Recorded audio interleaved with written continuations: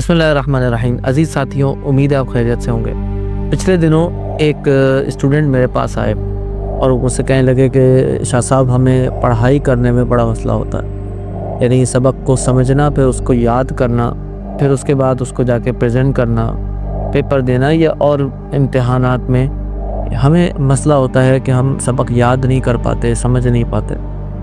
تو یہ جو سبق کے یاد کرنے کا مسئلہ ہے، سمجھنے کا مسئلہ ہے، تو اگر اس میں بنیادی چیز کو سمجھ لیا جائے تو یہ چیزیں آسان ہو سکتی ہیں۔ اور میں تو یہ سمجھتا ہوں کہ اسکول میں ٹیچرز کو سکھانا چاہیے، اور اسی طرح والدین کو اپنے بچوں کو سکھانا چاہیے کہ ہاؤ ٹو اسٹڈی، کہ پڑھا کس طرح جائے۔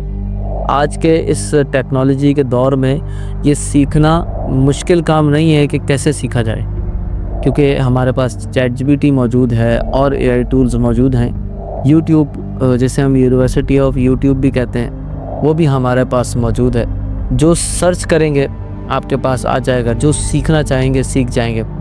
آج کے اس ٹیکنالوجی کے دور میں بہت سے لوگ اس ٹیکنالوجی کا استعمال کرتے ہوئے اپنی زندگی کو سنوار چکے ہیں، اور بہت سے ایسے بھی لوگ ہیں کہ جو اس ٹیکنالوجی کو استعمال کرتے ہوئے اپنے آپ کو ضائع کر رہے ہیں۔ وہ اسے سمجھتے ہیں انٹرٹینمنٹ ہے، اسے کمیونیکیشن اور نالج کا ذریعہ نہیں بنا رہے۔ اگر نالج کے لیے اس کو استعمال کریں تو بہت اچھا استعمال ہو سکتا ہے۔ تو ہاؤ ٹو اسٹڈی کو سمجھنے کے لیے سب سے پہلے میں کہتا ہوں کہ آپ اپنی ٹائپ، جو آپ کی پرسنالٹی ہے، آپ وہ چیٹ جی پی ٹی پر لکھیں، جتنے اسٹوڈنٹس ہیں، اور پھر چیٹ جی پی ٹی سے پوچھیں کہ مجھے کس طرح سیکھنا چاہیے، یعنی میری جو ٹائپ ہے، میری فطرت کے مطابق مجھے کس طرح سے سیکھنا چاہیے۔